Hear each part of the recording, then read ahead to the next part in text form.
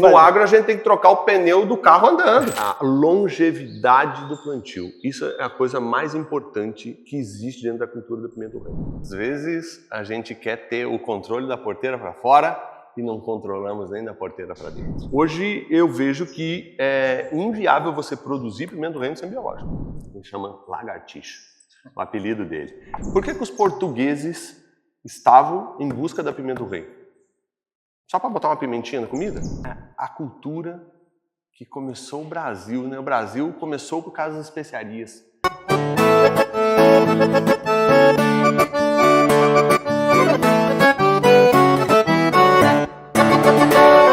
Bem-vindo ao Agropod. Hoje damos início ao nosso segundo episódio especial de Natal. E agora eu passo para você, Alberto, fazer aí a apresentação do nosso amigo. O nosso amigo e convidado de hoje, desse episódio especial aí de Natal, ele é engenheiro agrônomo, pós-graduado em bioinsumos e vendas de alta performance, produtor rural, consultor, especialista em pimenta do reino, mais de 2 milhões de plantas atendidas nos estados do Espírito Santo, Bahia, Pará, Alagoas e Minas Gerais, criador do protocolo Biofusário, Programa Nacional Mais Pimenta e de cursos como 7 pilares para o plantio de pimenta do reino, os segredos do cultivo da pimenta do reino e autonomia no campo. Torne-se seu próprio consultor. Me faltou a TA. O currículo é grande desse cara, mas temos aí o prazer de receber aqui agora no nosso Agropod, Erasmo Fernandes. Erasmo, muito obrigado por aceitar o nosso convite, por estar aqui conosco nesse episódio especial de Natal. E eu gostaria que você agora falasse do seu currículo, da sua jornada aí. Nos conte aí sobre você. Vamos lá, bom dia a todos e muito obrigado pelo convite. Gunter, Alberto, eu achei sensacional a criação, né? Agropod. Tudo que leva, eu acho bacana também a ideia de vocês, é da porteira para dentro e da porteira para fora. Porque são duas coisas que se chocam. Às vezes a gente quer ter o controle da porteira para fora e não controlamos nem da porteira para dentro. Então eu acho muito interessante essa ideia de vocês. Mas vamos lá. Falar de mim, eu tive que aprender a falar de mim. Geralmente é mais fácil falar dos outros, né? Do que falar da gente. É bem mais fácil falar dos outros. Principalmente quando a gente vai falar coisas que não são tão boas. Justo, quando você vai falar mal é muito mais fácil do que falar bem. Mas falar do Erasmo. O Erasmo, sempre me perguntam o que eu tô, um gaúcho, o que tá fazendo aqui na Bahia mexendo com pimenta do reino, né? Então, isso tudo começou com um sonho de morar na praia, né? Que eu estava contando para vocês, eu e minha esposa tinha um sonho de morar na praia. E a gente veio, a minha esposa já conhecia, eu não. Eu cheguei e conheci Arraial da Ajuda, tomei um banho de mar, disse que não pode tomar um banho lá com a água da Santa, né? Eu tomei um banho lá e a gente resolveu de vir embora, né? A gente veio embora. E aí eu chego na Bahia, um cara que mexia com soja, milho, trigo, maçã, e me deparo com o café que não era dentro da xícara, né? Que eu era acostumado, só conhecia o café dentro da xícara. Me deparo com o café, me deparo com a pimenta do reino, e eu vou encurtar um pouco, e eu me apaixonei pela pimenta do reino. Primeiramente, um negócio muito lucrativo. A princípio, quando eu cheguei, eu digo, opa, você veja bem, né, que quando eu conheci a pimenta do reino, ela tinha recém passado por um boom de preço, né? Então era um negócio extremamente lucrativo. E segundo, a cultura que começou o Brasil, né? O Brasil começou por causa das especiarias. E aquilo me cativou. Digo, eu quero cultivar isso. Eu quero cultivar pimenta do reino.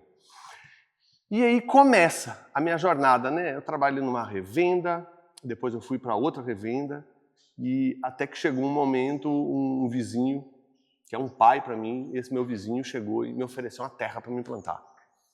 Ele disse, Erasmo, você quer plantar uma pimenta do reino? Eu digo, eu quero. Eu quero plantar. Eu não sei nem como, mas eu quero. Aí ele tinha me oferecido a princípio 1 hectare de pimenta do reino. Aí eu digo, beleza. Eu peguei meu GPS, fui lá na terra e medi a terra. Dava 6 hectares. Eu fui para casa, pensei, repensei, digo, o que eu faço da minha vida? Falei com a minha esposa, a minha esposa, a princípio, a minha esposa é uma pessoa muito segura, ela olhou para mim assim, o que tu vai fazer? Eu digo, eu vou plantar toda a área, eu vou querer arrendar toda. Já disse, você tá maluco, né? Eu digo, bom, se é para me ferrar, bem ferrado, né? Estilo, né? E aí, beleza, e eu tinha alguns questionamentos a colocar em cima do negócio para ele. Daí eu cheguei para ele, digo, seu Jorge, eu quero arrendar a área, porém tem algumas coisas para a gente discutir. E ele, o quê? Eu digo, eu quero a área toda. E ele disse, não tem problema. Bom, eu digo, e ele tinha uma pimenta plantada lá, meio hectare. Eu digo, você precisa me vender aquela pimenta, eu não quero você lá dentro da minha área. Disse, já tomou posse da área. Não faria sentido, né? Exato. Não faria sentido. Eu digo, você me vende essa área? Ele disse, não tem problema. Eu digo, e agora a terceira e mais importante. Eu digo, eu preciso da escritura para tomar o financiamento do banco, eu não tenho dinheiro para plantar. Ele disse, não tem problema. E assim começou, eu virei agricultor. Né? De uma hora para outra, eu virei agricultor. E aí é um choque de realidade. Primeiro de gaúcho você virou baiano. E justo. E de baiano você virou agricultor. Virei produtor rural. E aí vem um choque. Né? Vem um choque porque eu trabalhava com vendas, atendia o produtor lá no campo, mas eu nunca tinha sentido na pele o que era aquilo ali. E aí veio diversas dificuldades dentro da minha vida. Nesse mesmo momento, quando eu terminei de plantar a minha área de pimenta do reino, eu migrei, estava começando a trabalhar na Yara, também na multinacional, aí eu coloquei um sócio junto para poder administrar, porque a gente não tinha tempo. Mas aí eu vi que eu não entendia nada de pimenta. Eu sabia, mas não sabia, porque aí você começa, aí você vai buscar informação, tem um monte de informação perdida e nada que de fato mesmo funcionou. E a gente sofreu muito, penou muito por alguns anos, tirando dinheiro do nosso próprio trabalho e botando lá dentro do negócio para fazer o negócio acontecer. E assim, digo, mas um dia isso vai dar certo. E a gente foi, aprendemos a mexer com pimenta, fazendo diferente, inventando próprios métodos. E chegou um momento, eu comprei a parte do meu sócio, saí da Yara e consegui viver da agricultura. Aí, de fato, com quase 5 anos depois que eu tinha plantado pimenta, eu virei um produtor rural. E nisso, a gente compra uma propriedade rural, eu e minha esposa, e a gente vai morar na fazenda. E daí, de fato, eu digo, agora eu vou começar a ensinar o que eu sei. Aí que surge a Erasmo Agro. Eu dei toda essa volta para mim chegar aonde que surgiu a Erasmo Agro. A minha esposa sempre me disse, né? Por quê? Porque eu sempre fiz diferente, busquei técnicas diferentes e fazendo diferente, estudando. E todos os vizinhos, e vinha um monte de gente sempre, eu prestava umas consultorias totalmente de graça. Minha esposa disse, eu acho que você pode viver disso. Né? E ela me ajuda muito. Em cima disso, a gente desenvolveu diversos métodos e hoje está esse tamanho que está, Erasmo Agro, que é uma empresa que eu e minha esposa criamos em cima de um gap do mercado de informação, principalmente da cultura da pimenta do reino. Hoje, se você olhar de cacau, tem diversas pessoas falando de cacau, pessoas renomadas no mercado. Café, você mesmo é um dos caras aí que pode plantar café de olho fechado. Agora na pimenta não tinha ninguém falando. E eu vivia isso. Eu digo, então a gente precisa focar nisso aí, e a gente fez acontecer. E chegamos que estamos aqui hoje aqui. Realmente foi uma jornada, né? Uma jornada. Você fez um resumo aí da sua vida, de como você está sentado aqui hoje no Agropod, que foi em detrimento de toda essa jornada que você falou. Você falou alguns pontos aí que eu achei bem interessante. Eu queria retornar um pouco, porque você veio de lá do Rio Grande do Sul para a Bahia, né? Nessa meio loucura, dessa paixão de ter tomado esse banho no mar da Bahia, que realmente, gente, é perigoso mesmo, viu? Se você vier de lá para cá, você toma cuidado, porque a chance de você ficar e não voltar é grande. Um sergipano, um gaúcho e um capixaba. É como a gente fala aqui na Bahia, é barril, viu? Cuidado que é barril.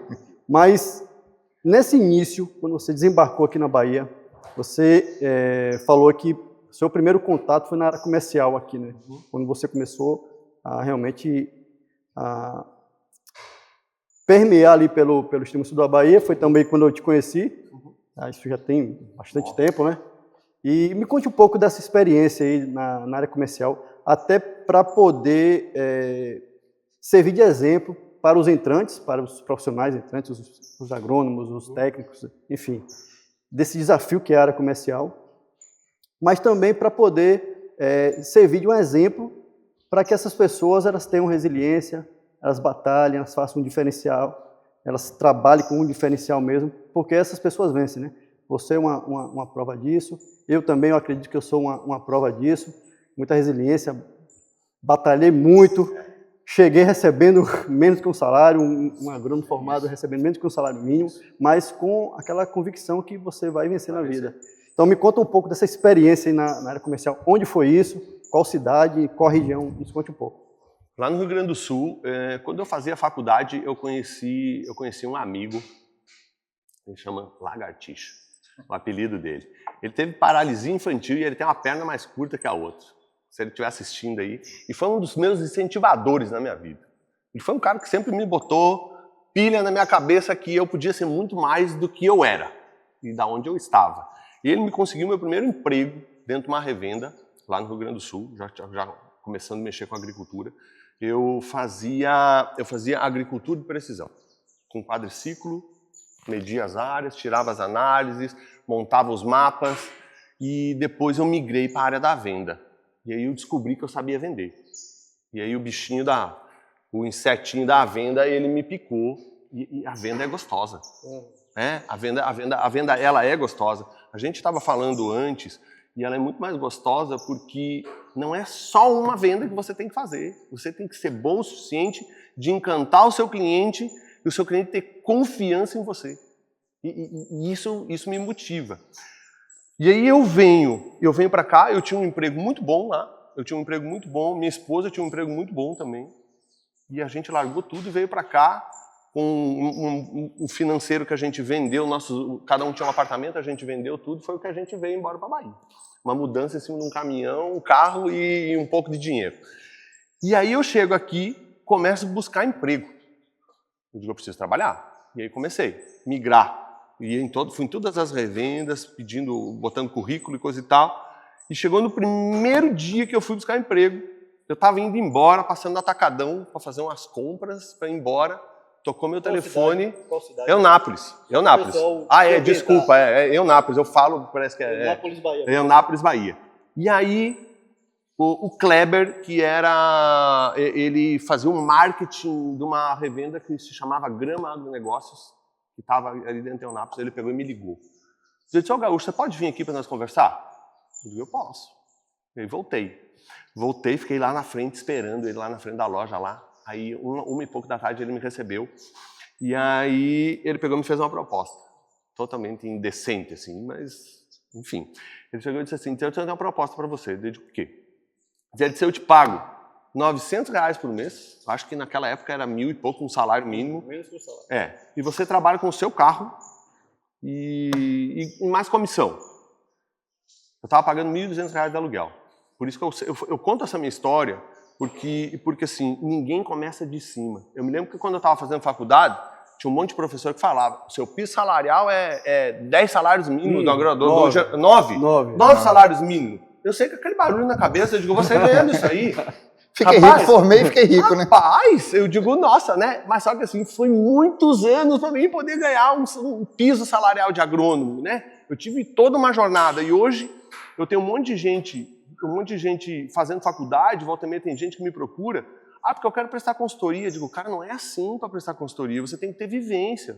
O consultor ele tem que ter vivência. E a gente mexe com a coisa mais sensível do produtor, que é o bolso, né? E aí, eu fui para fora, eu disse para ele, digo, você me dá um tempinho aí? Eu fui lá para fora, falei com a minha esposa, eu digo, Camila, a proposta tem assim. O que tem na mesa é isso aqui. A Camila olhou para mim assim... Cadê os 9 salários? Camila... Me iludiram, não é 9 não, é 900. Não, e pensa a responsabilidade, né, cara? Tirei ela lá do meio da família dela e trouxe para cá, né? Eu digo, enfim. Aí ela olhou para mim e disse, o que você vai fazer? Eu digo, eu vou aceitar. Eu tenho. Eu preciso começar a trabalhar e preciso ser visto. Isso serve de incentivo para essa nova geração que está vindo hoje, que você não sai sentado na janelinha não, cara, com o bracinho para fora. Você tem que se mexer. E aí aceitei, trabalhei poucos meses, o Thiago da Comatec pegou e me chamou, disse, seu primo, vem trabalhar conosco. Que é uma outra revenda. Outra revenda do lado, né, a Comatec, a Agro Bahia, do lado da Grama. E aí peguei e fui. Aí já melhorei meu status financeiro, já Começou a aparecer mais na região. Já comecei a aparecer mais, meu portfólio aumentou, porque eu tinha um portfólio muito fraco. Para a região, né? Para a região. Porque lá no sul você já vinha com um certo portfólio, um certo conhecimento. Sim. Mas aqui, enfim, outra coisa também que eu tive que me puxar demais, eu me lembro que acho que tem um instituto de curso, é CPT, não é? Sim. Então, eu comprei curso de banana, curso de café, eu comprei curso de todo mamão. E, assim, ganhei um livro de um professor meu da faculdade, quando ele soube que eu ia vir embora para a Bahia, ele me deu um livro de mamão de 1978. Nossa. Bem atualizado. Um livro bem atualizado. Bem atualizado. Mas, assim, e eu estudei demais, cara. Eu estudei demais e eu não tinha vergonha. Eu tinha muito produtor que se lembra até de mim até o dia de hoje. Chegava para os caras me faziam uma pergunta ali do café ali. Rapaz, eu não sei o que é isso aí não, mas eu vou buscar informação. Eu vou buscar. Desse jeito. Tinha interesse e curiosidade. Exato. Eu me lembro que o Francis também, o Francis é um engenheiro agrônomo que trabalha na Comatec. O Francis pegou e eu ia pedir para ele, e o Francis um dia ele pegou e me largou uma apostila que ele tinha feito de todos os produtos, princípios ativos e para que era. Ele disse, pega e estuda isso aqui. Tipo assim, não me dava as informações, mas ele pegou e me deu aquilo lá, disse, estuda isso aqui. E é aonde, nas adversidades, que a gente cresce, né? Com certeza. De você estudar, buscar. Eu nunca deixei um produtor sem informação, voltava lá e digo, é isso aqui.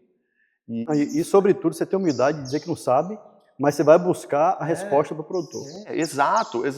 Tem situações que dá para você pegar e meter o pé na porta e dizer assim, não, é isso aqui, né? Agora tem coisas que não dá, uma coisa séria assim, não dá. Então, eu passei por tudo isso. E aí, uma outra virada de chave que eu tive na minha vida também profissional, você veja que demorou um tempo para mim chegar. Quando chegou um tempo dentro da Comatec, que eu trabalhava, eu digo aqui eu não tenho mais como crescer. Não tem mais como crescer dentro de uma revenda como um vendedor. Chega um momento que você fica limitado. Ou você vai pegar uma gerência que você fez, ou, sei lá, ou abrir uma revenda. Então, assim, só não quero te cortar. Por favor. Então, sua vida, como de várias outras pessoas, desafios e projetos atrás de desafios e projetos. Exato. Isso é bom para entender que... Exato.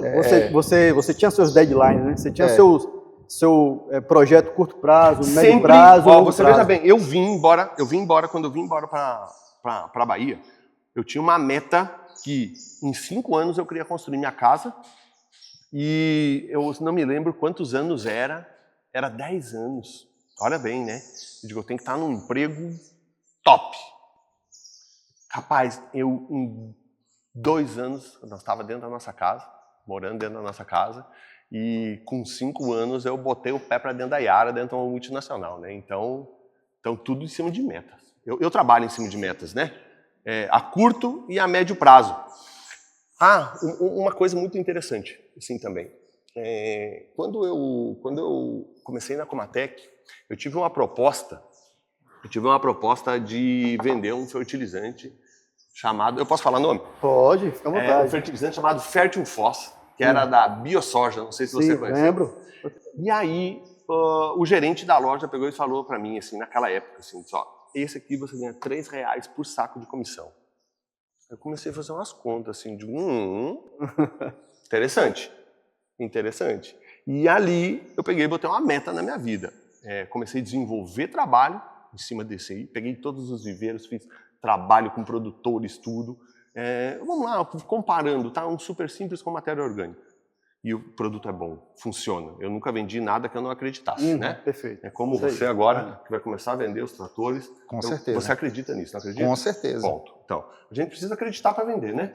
Eu falei para você É que a no início, base, né? é a Falei, base, né? Você tem que ter eu confiança tenho no que vende. acreditar, vi, conheci, acreditei, beleza, e vamos dá para pra cima. vender. Isso aí. E aí eu peguei e botei uma meta, digo, eu preciso vender 2 carretas por mês isso aqui, para mim prosperar na minha vida. E eu não voltava no final do mês sem vender as 2 carretas. Tinha que bater a meta. Tinha que bater. Lá no Sul também eu desenvolvi, teve uma outra empresa também que me enxergou lá no Sul, que se chamava Girotech. Sim. Girotech, eles começaram a desenvolver o Aquamax. E eu tive um adjuvante, eu tive um amigão, e ele pegou e me largou dentro da revenda um programa chamado Aplique Certo. Eu tinha as mesas, as bancadas, tudo que eu ia nas fazendas, fazer aferições dos pulverizadores e vender Aquamax. Eu botei uma meta, eu saía pro campo com 5 caixinhas em cima da caminhonete. Eu tinha que voltar para casa sem aquilo lá, tinha que vender aquilo lá. E assim a gente foi. Construí minha casa, fui para dentro da Yara. A Yara foi interessante, sabe? Eu já vendia fertilizante da Yara lá no Sul, cheguei aqui, me deparei com a Yara de novo e vendia. E aí um dia conheci meu primeiro gestor que eu tive, fomos resolver um problema do MSAQ, numa fazenda, Daniel Trevisani. E aí quando a gente voltou, ele pegou e olhou para mim assim dentro da sala, assim, ele disse, Erasmo, eu estou precisando de um cara pontar firme aqui para desenvolver a região, para trabalhar na região. Ele disse, mas eu quero um cara que more aqui, você tem alguém para me indicar? Eu digo, eu tenho. Eu digo, está sentado na sua frente aqui, eu digo, eu.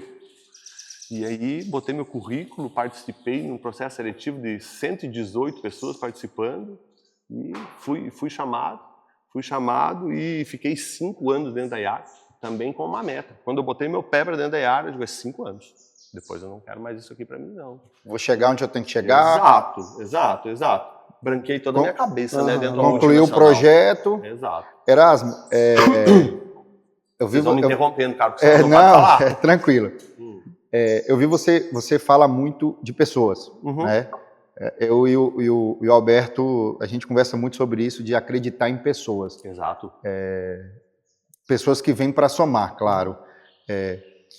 Você sentiu alguma dificuldade? O que você tem para falar quando você chega na Bahia, você falar de pessoas, sabe? Porque você falou do Largatixa, acho que é do rapaz que te arrendou a terra, você falou o nome dele, esqueci o nome. Então, eu tenho muito isso, posso falar em nome do Alberto, que a gente conversa muito com isso, de acreditar em pessoas, né? Você acha que o agro hoje, falta o produtor acreditar mais nas pessoas? Ou você mesmo comentou, quando você chegou aqui, as diferenças de estruturas de fazenda, desde sede até de casas de funcionário, né? Então, falta alguma... Vamos falar regional um pouco agora? Falta alguma... Como é que eu posso falar? Uma certa sensibilidade do produtor com o funcionário, ou do funcionário com o produtor, ou com o vendedor, com o consultor. O que você me fala sobre isso? Bem interessante esse ponto que você tocou agora, é um ponto bem delicado. Sim, falta e muito. Primeiramente, que a gente vive numa terra sem lei. Se a gente analisar, a nossa região é um local de muitos aventureiros, você faça conta. Você é um cara lá do Espírito Santo, você é sergipano, eu sou lá do Rio Grande do Sul. Cara, se você começar a andar, né, e começar a conversar com as pessoas, é uma pessoa de cada canto do Brasil. Então, a esquina do mundo, se a gente for ver, pegar Arraial da Ajuda, essa região é a esquina do mundo. Então tem muito aventureiro, tem muita gente que vem para lesar os outros, e aí fica todo mundo escaldado de confiar.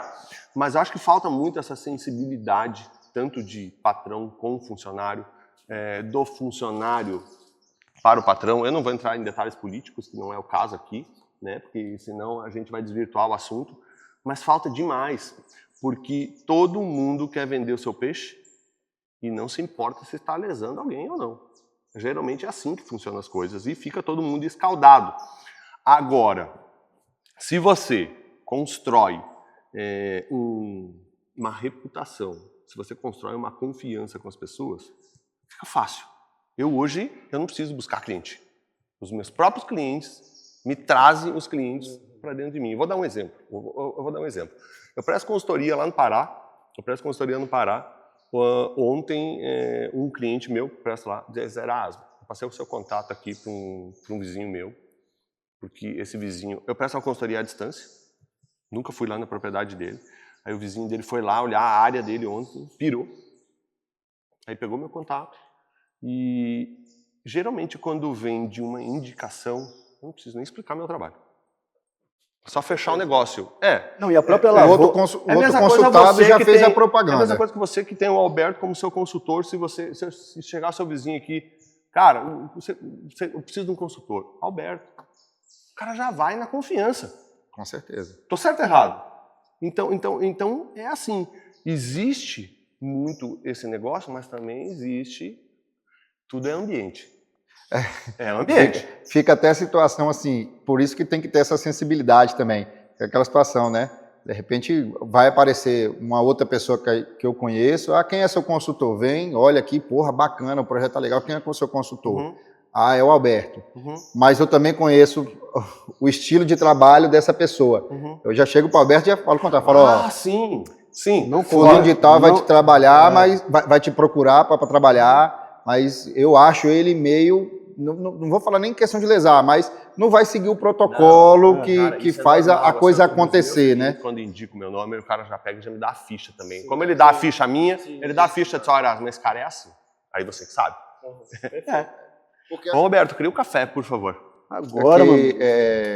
Nós estava conversando até antes de iniciar, né, o podcast, estava conversando sobre isso, né? Porque você ser consultor, talvez eu fale para o Alberto aqui, ser consultor do Gunter, do Grupo Independência, deve ser fácil, né? Porque vamos fazer, vamos testar, ó, isso é um teste, Agora, a gente arrisca, faz teste junto, né? Ô, Gunter, mas assim, esse negócio de consultoria, Alberto aí também, esse negócio de consultoria, eu sempre, antes de pegar qualquer consultoria, é um bate-papo, para entender. Tomar um café, almoçar junto, fazer uma visita.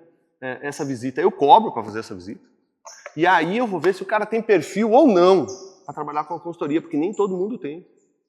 Um perfil seu, é fácil trabalhar com consultoria. É fácil. Porque o que o Alberto falar para você fazer, você vai fazer.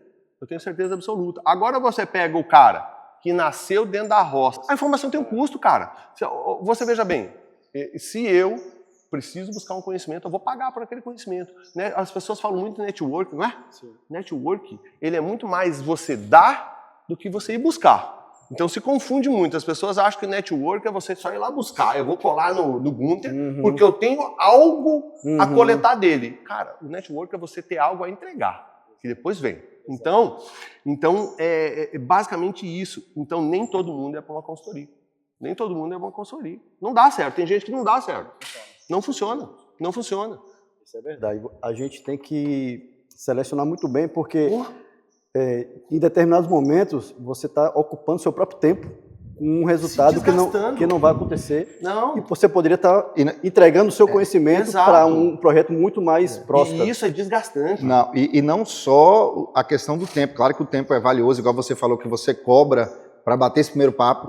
Eu acho isso extremamente necessário. Minha esposa é advogada, ela fala, para analisar um documento eu vou cobrar. Exato. Mas, por exemplo, não fechou, mas beleza, é questão de tempo. E também tem a questão da imagem, né? Porque igual você veio na sua trajetória ali, fantástica, linda, lutando, batendo suas métricas, aí você pega uma pessoa lá, né, que você vai trabalhar com consultoria para ela, essas maioria dessas pessoas vou falar mais antiga, que de repente talvez não é nem a forma certa, mas vamos falar, provido de intelecto para as mudanças. Vai lá, você entra com uma consultoria com ele, aí ele não faz o que você falou, dá um problema, ele vai botar a culpa em você. Aí tudo que você veio de lá para cá construindo, sabe? E geralmente essas pessoas são as mais fofoqueiras. Porque o que acontece assim, ó? Se esse teu plantio dá certo, a responsabilidade é dele. Se dá errado, a responsabilidade é dele. No final do dia, a responsabilidade é do consultor. É do consultor. É muito simples. E você está pagando por isso. E para construir, a gente vai qualquer situação que a gente vai fazer na vida, né? Você vai pedir uma recomendação à pessoa, você pede de 10 pessoas, aí lá 9 fala bem, aí você fala, opa, 9 pessoas falaram bem, tá bom demais. Se uma falar mal, falou, não, falou mal. Para aí, que é muito mais a fácil. porcentagem Foi o que nós estávamos falando no início aqui, que é bem fácil falar mal dos outros. É a coisa mais fácil. Ô Erasmo, e você há de convir que uma frase que eu sempre falo, a planta não mente. Não é isso? A gente técnico, a gente sabe exatamente se está sendo feito ou não o que a gente criou ali, o que a gente passou de protocolo. Cara, não tem. E a gente tem que ser um bom investigador, né? Porque a volta também aparece. Exato. Você tem que descobrir o que foi. Como o Marcos falou no episódio passado, né? Não tem receita de bolo, né? Não tem. Você faz a receita, mas parece que um detalhe ou outro, o bolo sai, né? Não, é um ambiente vivo. É um ambiente vivo. Eu tenho plena convicção disso, dessa frase que eu falo muito, que a planta não mente. Então, se Erasmo passa uma recomendação e é seguido a risco, não tem como dar errado. Não tem como dar errado. Gente, não tem como dar errado. Talvez é um ajuste. Se eu passo é um método regional, por conta do clima, mas o método é o método. Mas se eu passo uma recomendação e é seguida a risca aquela recomendação, mesmo que tenha intempéries climáticos, vai dar certo. No momento certo, se fizer aquele protocolo, vai dar certo. Vai dar certo. Não tem como dar errado, gente, porque é ciência. É ciência, vai dar certo. Agora, outro detalhe, não é hoje que eu estou fazendo isso, não, né? Olha, eu tenho 17 indo para 18 anos de cafeicultura. Você tá doido? Não então, é hoje que a gente tá fazendo isso. A gente não é enganado rapidamente, né? Quantas roças você já fez? É o que eu falo pro pessoal. Digo, gente, não fica discutindo comigo. Segue o que eu tô te dizendo que você vai colher pimenta, vai dar certo. Acabou. Não tem erro. É isso aí. E como você diz que a planta não mente, você sabe quem segue e você sabe quem não segue. É muito nítido. E agora, mais pessoal. Então, a pimenta, ela surge na sua vida através desse amigo, e daí virou paixão? Virou paixão, e o que a pimenta representa na minha vida? A pimenta representa na minha vida, ela me tirou umas algemas da minha vida. Ela fez eu rasgar a minha carteira de trabalho. A pimenta me proporcionou... Foi uma liberdade. Uma liberdade financeira. Porque assim... Não julgo ninguém que trabalha de CLT. Passei por isso. Na verdade, eu acho necessário. Todo mundo tem que passar. Se eu quisesse empreender lá atrás, eu ia me arrombar. Eu acho necessário. Porque eu não tinha experiência nenhuma. Toda essa experiência eu busquei dentro de trabalhando dentro de empresas. Erasmo, você, assim como eu, você pagou para trabalhar. Exato. Eu também, no meu início, meu primeiro emprego como agrônomo, eu paguei para trabalhar, a verdade foi essa. Porque para mim era importante estar recebendo pouco, mas eu não sabia nada, porque você sai da faculdade só com a teoria. Quando eu fui pro campo mesmo, de verdade, assim, eu digo, rapaz, não sei nada. Exatamente. Agora, então, uma coisa assim, para deixar claro também pro pessoal, gente, perfis de pessoas. Exato. Então, tem gente que tem perfil de CLT, se dá muito bem, e se identifica. E tá tudo certo. Ótimo. Perfil do empreendedor. A gente sabe isso, não é fácil, corre o risco, né? A gente vai dormir. Na verdade, o risco é só nosso. A gente vai dormir, na verdade, o risco é só nosso. A gente vai dormir, quem dorme é a mulher e os filhos, a gente não dorme. Mas, assim, várias vezes. Eu aprendi uma coisa na minha vida. Eu demorei para me aprender, mas hoje o cara que é empreendedor, ele tem que saber dormir no barulho. Saber dormir no barulho. Tem que saber dormir no barulho. Tem que saber dormir que no dia primeiro você saber que você tá lá com uma caralhada de boleto para pagar e você não tem garantia nenhuma que aquele dinheiro vai entrar. É você saber dormir com isso aí. Você falou um ponto muito importante. Eu tive um gerente dentro da Yara, um meu gestor, que a Yara tem as multinacionais, elas têm um desenvolvimento de carreira, né? Então, a meta do cara é entrar como ATC, virar CTC, virar gerente, virar diretor e coisa e tal. E eu tive alguns ATCs, né? Eu contratei muita gente já na minha vida, tive alguns ATCs, que o cara não tinha meta de virar CTC, nada, ele só queria fazer o serviço dele e ficar lá de boa. E o meu gestor um dia disse, não, Erasmo, você tem que desenvolver. Daí um dia eu falei pra ele, eu digo, Bruno, não tá errado não, cara. Se o cara quer ser aquilo ali, tá fazendo o serviço bem feito e coisa e tal. Daí o Bruno olhou pra mim assim, me lembro que ele pegou e olhou pra mim assim, e disse, sabe, tu tá certo, Erasmo? Mas é lógico, cara. Foi o que o Largatixa falou, né? Você pode crescer. Mas se você quiser ficar aí, fica aí. Tá tudo certo. Tem gente que quer, sabe, eu plantei 6 hectares, vou parar nos 6 hectares. Estou suficiente. Quando a gente fala para os outros, as pessoas, o projeto nosso, cara, rapaz, vocês são doidos, agora você está trazendo concessionário, trator. Falo, bicho, eu acho que eu não consigo ficar parado. Entendeu? Exato. Minha família... É perfil. Minha família sofre. Essa semana eu vim de ônibus, sabe? No Rio Jequitinhonha, a gente desce agora num posto, entra numa van para atravessar na ponte, né? Eu saí de casa e falei para minha mulher ainda, eu falei bem assim, você quer isso aqui ou você quer que eu fique dentro de casa? Ela, não, eu prefiro que você seja isso aí. Falei, mas eu não tenho garantia nenhuma que vai dar certo. Ela, vamos apostar. É a mesma coisa com você vindo de fora, né? Eu tive um outro motivador na minha vida, assim, muito grande, assim, sabe? O maior motivador que eu tive de tudo isso na minha vida, assim, foi uma crise financeira que eu passei. Esse foi o meu motor propulsor. A crise financeira, ela acaba com a vida da pessoa, sabe? Quando eu saí da Yara, a gente comprou uma terra, a gente foi construir uma casa e chegou um momento, acabou o dinheiro. Né? Acabou o dinheiro. E aí é um momento muito sério. Diz que o melhor local que tem é o fundo do poço, né? E eu cheguei no fundo do poço, cara, e foi daí que eu me puxei mesmo de verdade. Minha esposa guerreira, sempre do meu lado, é umas coisas que a gente tem que valorizar demais, assim. E hoje, poxa, eu trabalho, eu não tenho medo de trabalho. A galera fala, ontem mesmo estava falando, rapaz, agora é 10 horas da noite você está trabalhando, eu digo, amanhã 4 horas da manhã eu já estou na pega já de novo, mas eu estou muito satisfeito. Uma coisa que eu tento me policiar é para estar um pouco mais presente dentro da minha família, que às vezes a gente acaba deixando de lado. É como você falou, pegou um ônibus aí, ó, eu moro numa fazenda, pô. Eu saio de casa, volta e meia, minha patroa fica sozinha lá com um menininho de 6 meses. Né? Mas a gente fez um combinado. Mas são sacrifícios. A gente fez um combinado. Digo, ó, eu preciso de 2 anos. Um ano passou. Esse ano a gente deu um salto gigantesco. Então, nesse outro ano aqui é pau também, e depois você tentar ficar um pouco mais próximo da família, pô. Não, sim, eu acho que a gente tem que começar a ter... Esse ano foi um ano puxado para mim, o Alberto acompanhou, mas quando dá minha folga, eu vou para o Espírito Santo, vou para minha família, sabe? Antigamente eu chegava no Espírito Santo, ia pro boteco tomar uma com os amigos e tal, aí os amigos hoje perguntam, eu falo, não, eu trabalho lá, aqui, eu chego, eu sou exclusivo da minha família.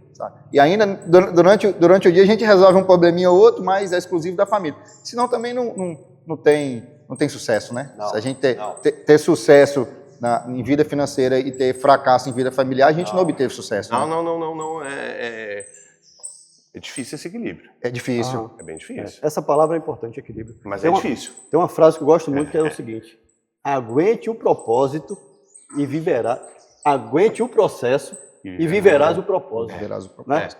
O processo é muito árduo, mas se você tem essa coragem de enfrentar, essa capacidade de assumir o momento que você errou, aprender com esses erros, eu tenho certeza que você errou demais, assim como eu erro demais. Eu continuo errando no cotidiano, porque é nesses momentos das crises, que são os erros, que a gente se fortalece e vira uma pessoa melhor. Então, acho que essa coragem de enfrentar, de saber que você tem a capacidade, e você tem internalizado aquilo que o Lagartixa falou. O Lagartixa, ó, a culpa é sua, viu? Internalizou aquela frase. A culpa do sucesso? A culpa é sua. A culpa é sua, Lagartixa. Quando vier na Bahia, nos procure, pra gente fazer um bate-papo bacana. Diz que o bicho tem uma perna mais curta que a outra. Se tiver essas duas... Entendeu? Então, eu acho que essa questão de você ter essa capacidade de se reinventar, de estar no fundo do poço. O fundo do poço depende de quem está no fundo do poço. Se você olhar para frente, você só vai ver terra. Se você olhar para cima, amigo, você vai ver a luz. E é da luz que vem todas as respostas. Então, eu acho que uma coisa que eu prezo muito, e até uma dica aí para quem está entrando no mercado de trabalho, para os profissionais que já estão no mercado de trabalho, para os empresários que estão aí selecionando seus colaboradores, né, seus parceiros de empresa, uma pergunta que eu sempre faço nas minhas entrevistas é o seguinte: me conta aí qual é o seu plano para curto, médio e longo prazo. Porque uma pessoa que ela não tem um plano, é difícil de você colocar um propósito na vida dela. Bem difícil. Então, qual é o seu propósito para o final desse ano? Qual é o seu propósito para daqui a 5 anos? Qual é o seu propósito para daqui a 10 anos? Isso são metas. Você colocou, é o que a gente chama aí no mundo corporativo de deadlines. Eu também, assim como o Erasmo, eu tinha meus deadlines na empresa. E eu ficava fazendo a conta. Ó. Se eu não chegar nesse patamar aqui em tantos anos, eu vou me abrir para o mercado. Exato. Se a empresa ela conseguir enxergar o meu trabalho, ela vai me promover antes. Exato. Então, eu fui galgando minha estratégia profissional dessa forma. E deu certo. Eu fui ascendendo por conta da própria empresa valorizar o meu trabalho. Mas eu entreguei esse trabalho. Na realidade, você entregou, né? Exatamente. Você entregou mais do que você era contratado para fazer. Exatamente. Muito simples. O ponto é esse, você entregar mais do que você é contratado. Exato. Essa é a questão. Então, vocês que estão aí iniciando, ser profissional aí que está na batalha, o Erasmo deixou aqui uma jornada bacana, uma pessoa hoje de sucesso. E também eu acredito que na minha história, quando eu conto para os meus funcionários, isso também serve de exemplo. Exato. Então a gente tem que ser exemplo, né? Falar é bonito, gente, mas o que arrasta é o exemplo. É o exemplo. Você tem que dar o exemplo. Não adianta estar falando tudo isso aqui, depois o cara sair daqui e ver nós aí no boteco fazendo resenha e desrespeitando a sua família, desrespeitando as próprias pessoas. Não adianta de nada. Não adianta. Não adianta de nada. A gente tem que ser exemplo. Agora, Erasmo, eu queria dar uma reviravolta aqui nessa 360 e eu quero voltar para pimenta. Porque, assim, agora nós falamos muito pouco de pimenta. Né? Quero falar da pimenta, porque você é o cara da pimenta. Inclusive, eu assisto muito você e nos clientes que tem uma pimentinha lá, eu vou replicando, viu? É isso aí. Eu vou aprendendo com o mestre e eu vou lá replicando. Mas eu falo para minha galera, eu aprendi com o Erasmo. Tá? O mercado da pimenta mundial, eu gostaria que você me falasse um pouco sobre o mercado da pimenta mundial. Da porteira para fora agora, né? Da porteira para fora. E eu tenho muita curiosidade sobre a utilização da pimenta do reino nas indústrias. Porque assim, eu conheço a pimenta do reino, aquela que eu boto na salada. Será que toda essa pimenta vai para isso? Eu falei, tem tanta gente comendo pimenta assim? Eu tenho um negócio daquele pimenta, é um ano para gastar. É um ano para gastar. Eu falei, não é possível. Então assim, eu tenho curiosidade de saber, primeiro, como é que está o mercado mundial, né? Como é que está a demanda por essa commodity e quais são as indústrias que necessitam dessa matéria-prima. Vamos lá, eu vou falar um pouco hoje de 2025, tá? A safra 2025, ela se encerra meio que em janeiro aí. Mas existe uma previsão de Brasil de em torno de 90 mil toneladas de pimenta do reino, produção. A maior produção de pimenta do reino hoje está situada Pará, Espírito Santo, Bahia. E aí depois pega um pouco de Alagoas, um pouco de Minas, mas o grosso mesmo está aqui. Primeiro, Espírito Santo, segundo, Pará. Pará já foi o primeiro, né? Mas Pará tem um problema muito sério de durabilidade dos plantios, morre muito jovem lá os plantios, né? E depois vem Bahia. Mas uma previsão de 90 mil toneladas de pimenta do reino, safra 2025. Sendo que 10% disso fica para o mercado interno e o 90% vai tudo para fora. Toda exportação. Ponto. Estamos passando por um momento bem crítico no mercado da pimenta do reino e existem algumas incógnitas.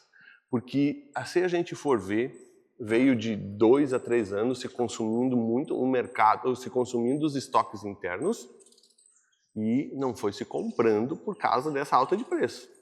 Nós já vamos para 2 anos que nós estamos trabalhando nessa patamar de preço de R$30.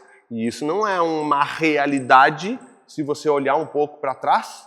Lógico que o para-brisa ele é muito maior do que o espelho, mas quando fala em preço, a gente tem que olhar para trás. Se você olhar para trás, o cenário da pimenta do reino, ela tem uma explosão de preço, um ciclo de 10 anos. A cada 10 anos tem uma explosão, se você olhar um pouco para trás. Agora a gente está vivendo uma anormalidade disso. Já faz 2 anos que a gente está nesse patamar de 30 e poucos. Veja bem, o ano passado eu vendi toda a minha pimenta a 32. Esse ano eu estou vendendo tudo na casa de 30. Muito interessante isso.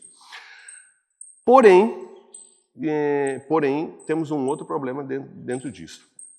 O mercado que paga melhor, né, o mercado europeu e Estados Unidos. Mas aí a gente tem um outro impasse, que a nossa pimenta é uma das piores pimentas em termos de qualidade, por questão de contaminação. Né? Nossa pimenta é contaminada por antraquinona, secador de fogo direto. Nossa pimenta é contaminada com salmonela e fora defensivos. Existe uma lista de contaminantes, de mais de 600 contaminantes rastreados dentro da pimenta do reino. Sendo que quase que 90% deles são defensivos. Nossa. Qualquer defensivo aplicado hoje em cima na cultura da pimenta do reino é contaminante. Nem tem registro. Ela absorve. Nem tem registro. Agora, Agora, nesse exato momento, que estamos muito próximo da colheita, qualquer defensivo que você aplicar vai dar resíduo. Então, nós como profissionais, eu já volto no mercado, mas nós como profissionais de campo, eu não estou dizendo que a gente não tem como aplicar um defensivo, mas a gente tem que conhecer qual a carência disso. Como tem que ter essa responsabilidade. Né? Tem que ter essa responsabilidade, porque vai chegar um momento, essa pimenta vai boiar, depois eu vou entrar nisso. Mas o mercado está muito favorável, e agora aconteceu aquele furacão que deu agora no Vietnã. No Vietnã. Ai, meu Deus do céu, me esqueci. Eu me esqueci o nome da região. É uma das maiores regiões produtoras de café conilon e de pimenta do reino. E o que acontece dentro dessa região? Tá? Essa pimenta, qualquer pé de pimenta, se você plantar e houver risco de alagamento nessa região, vai morrer. Uma hora ou outra ela vai morrer. E essas plantas lá de pimenta do reino, que ficaram lá submersas à água lá, não sei por quantos dias, vai acabar morrendo tudo. O café ainda se recupera, agora a pimenta ela vai morrer. Então nós temos esse outro cenário nos empurrando para um mercado favorável. Só para te cortando um pouquinho, mas só para entender. Então, já existe um gap aí de oferta e demanda? Já. E agora a tendência ser maior. Ser maior. E assim, eu enxergo isso é simplesmente uma opinião minha, tá? Eu não sou um especialista em mercado, mas eu enxergo o seguinte: se acontecer esse gap, ele não é o ano que vem que vai ser resolvido. Nós estamos falando em mortes das plantas. Plantar, voltar a produzir. Quanto tempo para a gente recuperar isso? Né? Então a gente tem um mercado muito favorável em termos de preço. Bem interessante. E se nós falarmos pimenta de R$30, é lógico que a gente sempre quer mais. Mas só que não pode ter muito olho grande. Eu sempre falo que o olho grande é só porque arremela. Né? Porque é a mesma coisa o produtor de café. Vou só pegar um link assim. Produtor de café, o café bateu R$2.000 e o cara estava esperando 2.500. Uma coisa que não existe. É a mesma coisa, quanto que você disse que vale esse trator? 85 mil. 85 mil e você disse, não, eu vou vender para esse trator por 150. Não é uma realidade. Com base em quê? Qual é a base? É a base do café. Então, assim, porque não tem café. Não, calma aí, pô, a indústria, ela dá um jeito. Ela se adapta, ela né? se adapta. É como a pimenta do reino. Então, a pimenta do reino, esse ano, houve um repique de preço, teve negócios de R$41. Mas foi um dia. R$41.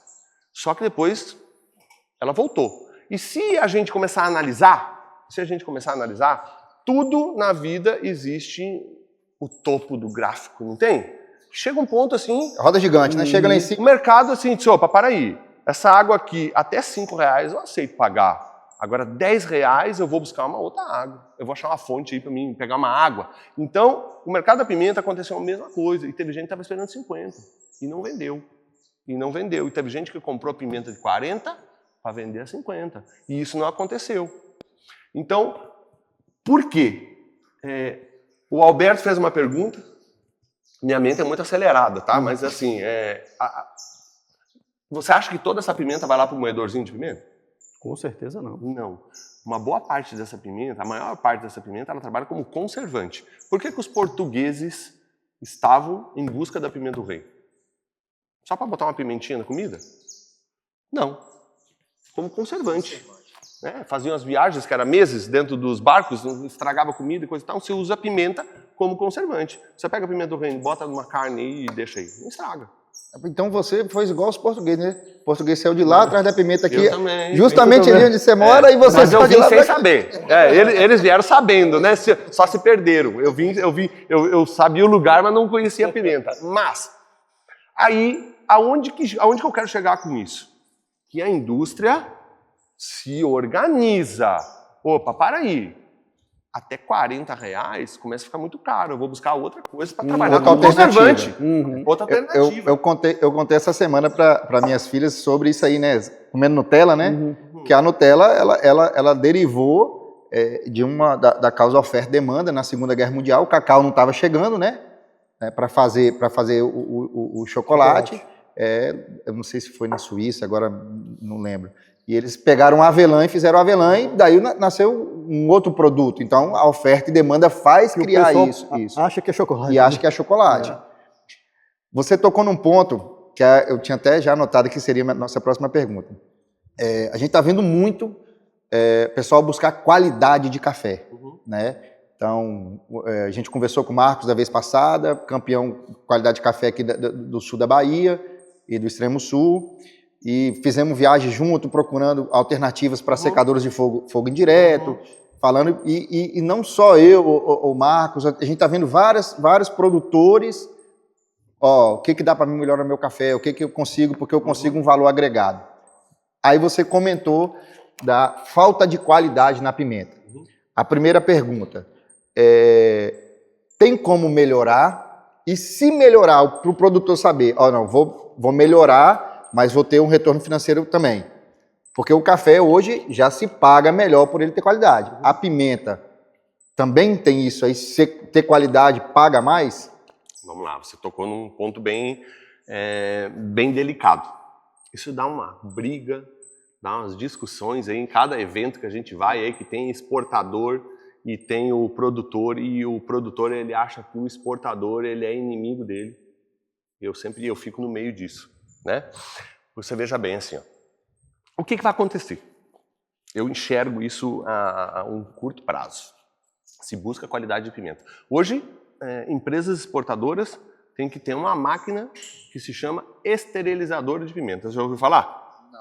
A Gran Café tem no Espírito Santo, acredito eu que seja ela que tem uma outra empresa também que está colocando, no Pará também tem uma, é uma esterilizadora para retirar basicamente salmonela da pimenta do reino. E a contaminação de salmonela, ela acontece após o processo de secagem. Porque a salmonela com 60 graus, ela morre, você acaba com ela. Então quando a gente está secando pimenta, você acaba com a salmonela. Né? Você contaminou lá na roça. Aí depois disso existe a contaminação de salmonela. Então tem que se descontaminar e tudo isso é custo. Que a indústria tem que estar absorvendo. Tem que estar absorvendo, com certeza. Ponto. Existe pimenta certificada e o que vai acontecer? Deixa eu voltar, que eu já saí fora da linha. A pimenta nossa é a pimenta mais mal paga no mercado. Se você olhar no mercado internacional, a pimenta mais barata que tem é a do Brasil, por causa da nossa qualidade. A gente tem diversos contaminantes defensivos, não tem como tirar. Contaminação defensiva não tira. Contaminação de antraquinona, que é fumaça, não tira. A única coisa que tira é salmonela. Contaminantes biológicos, né? Contaminantes biológicos. Porém, hoje se vende qualquer pimenta. Tem mercado para todos. Pimenta mofada, pimenta xoxa. Do jeito que você tiver pimenta, tem um cristão que vai comprar. Então tem mercado para isso. Mas o que eu enxergo a um curto prazo? Que além desse pensamento que você está pensando de agregar um valor em cima do preço, nós vamos ter um outro problema. Vai chegar um ponto que vai boiar essa pimenta. O cara não vai poder mais comprar essa pimenta. E não vai ter para onde mandar. Existe hoje, se fala muito em mercado alternativos. O pessoal fala lá para os camelos, né? Porque se manda muito lá para os Emirados e isso, aquele outro. Mandou a pimenta dos Estados Unidos, deu BO, não entra essa pimenta lá. Eles não aceitam, se dirige isso para outro lugar. Que vai triangula para outro. Exato. Tem um custo, mas tudo vai para um mercado alternativo. Só que, o que está acontecendo? Tipo assim, o americano e o europeu, ele não quer coisa ruim. E é o cara que paga mais. Todo mundo quer exportar para lá. Porém, os outros países estão enxergando isso e também está indo na mesma onda. De, opa, para aí, se você não aceita um negócio ruim, eu também não vou aceitar. Então, esse é um dos principais problemas dessa pimenta de qualidade. Esse é um dos principais problemas que eu vejo, que vai chegar um ponto a gente não vai ter para quem vender. A de qualidade? A de má qualidade. A de má qualidade, exato. Isso. Então, esse é um dos pontos que a gente precisa focar muito mais em qualidade de pimenta, pensando nisso, do que querer agregar um pouco de valor em cima. Entendi. Ótima sacada, hein? Mas eu acredito fortemente hoje que se eu tivesse uma pimenta que não tem... Hoje custa quase 3 mil reais uma análise. Se eu pegar e vender uma pimenta, você é um exportador, eu vender para você. A minha pimenta é livre de defensivo, é livre de qualquer contaminante, coisa e tal. Você teria coragem de embarcar, simplesmente eu dizendo para você teria coragem de embarcar num container e mandar para os Estados Unidos? O risco é muito grande. Tem que fazer uma análise. Mas só uma análise para analisar um lote aí custa quase 3 mil reais, né? Para ver todos esses contaminantes. Então, o cara pagaria tranquilamente R$1, R$2. O cara pagaria, o exportador. Eu converso com diversos exportadores. Cara, se você conseguir agregar, vamos pensar R$1, são R$1.000 em uma tonelada de pimenta. Paga o serviço, não paga? Com certeza. Só que hoje não se cobra isso. Se fala, mas não se cobra. O cara vai lá e vende. Eu já vi, assim, ó, vamos lá, tem uns malandros aí, pega a pimenta mofada, ela, perante a legislação, ela não presta mais, é descarte. Faz um blend. Não, o cara bota com um secador, bota a rodar, eles botam álcool e botam o óleo de cozinha, e aí ela fica preta, bonitinha de novo. Mas ela está contaminada. Então, isso aí escolhemos para o mercado. Teve uma época, há 10 anos atrás, que houve um boom no mercado da pimenta. Sabe o que os malandros fizeram? Que isso queimou demais a pimenta do Brasil também. Os caras mandaram semente de mamão no meio da pimenta.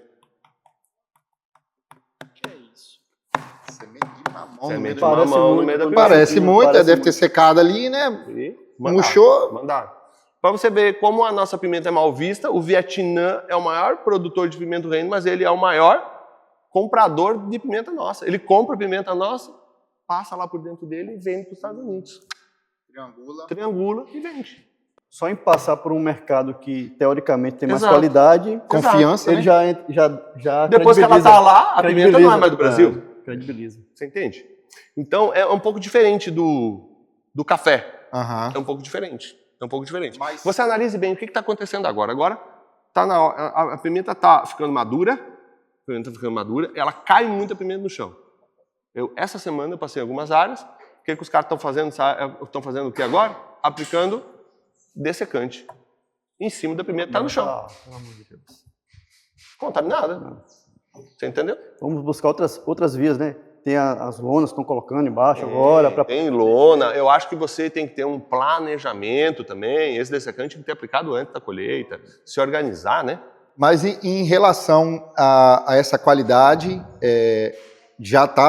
acredito que já tenha pessoas, produtores, né? Tem. Já apostando na qualidade. Tem. Em contrapartida, a indústria, ela chega junto. A indústria, o que a indústria está fazendo? Investe em pesquisas. Muito pouco. O que a indústria está fazendo hoje? Exportadores. Está sendo uma prática dos exportadores colocarem secadores dentro das unidades dele. Tá? E ele pega essa pimenta in natura e ele mesmo seca. E ele que está secando. Ele mesmo processa. Ele que está secando, ele processa. É a forma que o pessoal está resolvendo. Para mitigar um pouco essa questão da qualidade. Trazer para dentro o problema, né? Para eles resolverem. E no seu ponto de vista, isso é melhor ou era melhor o produtor? Eu acho que a responsabilidade disso é o produtor. A responsabilidade é nossa.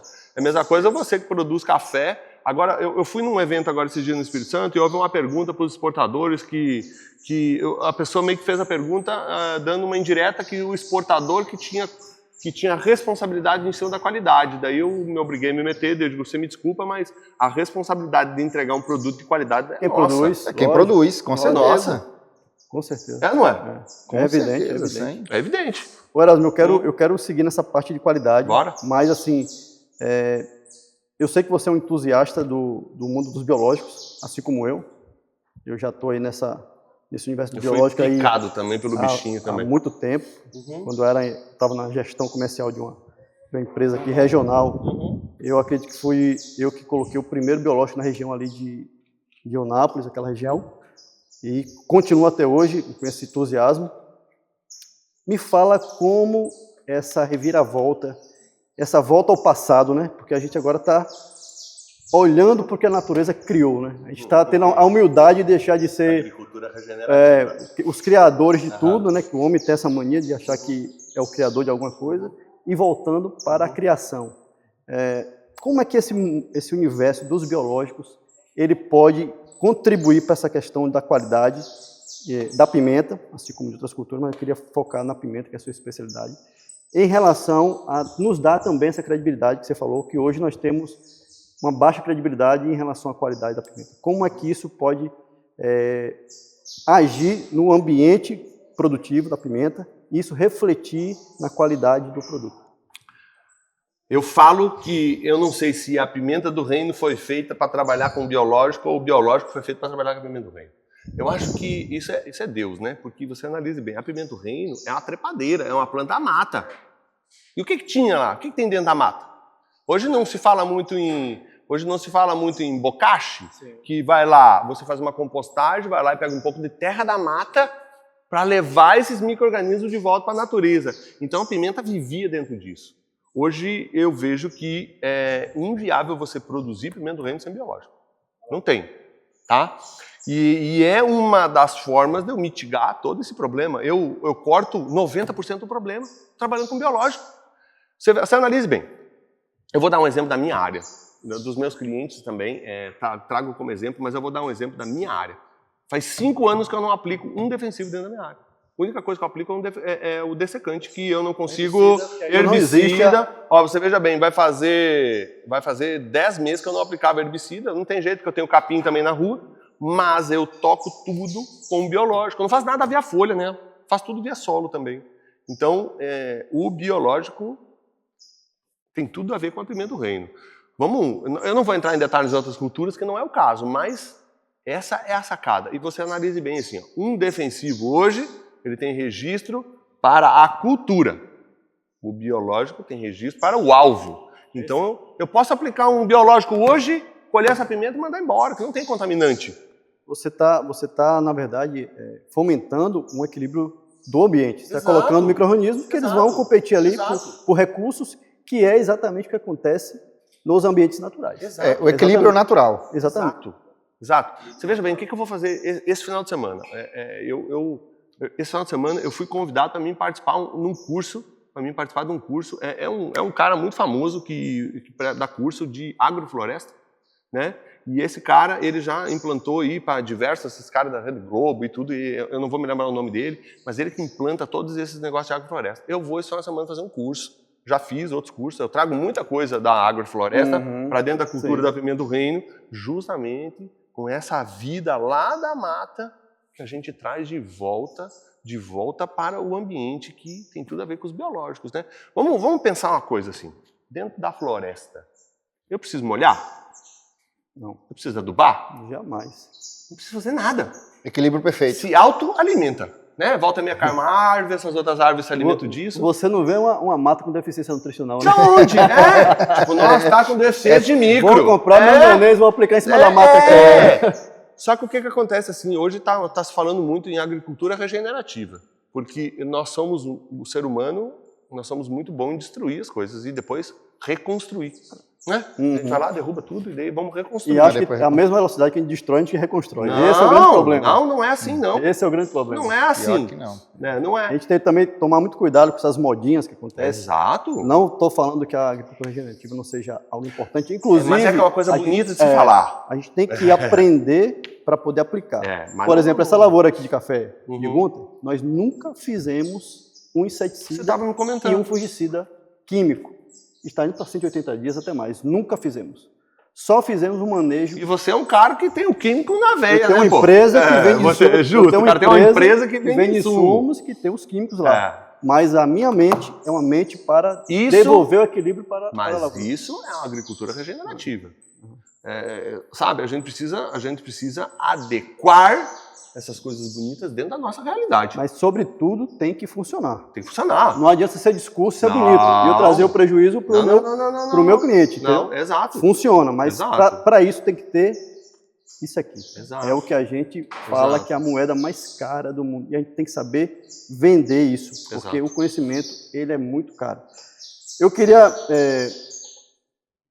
Erasmo, que você nos contasse aí sobre essas questões relacionadas à pimenta, as formas de condução.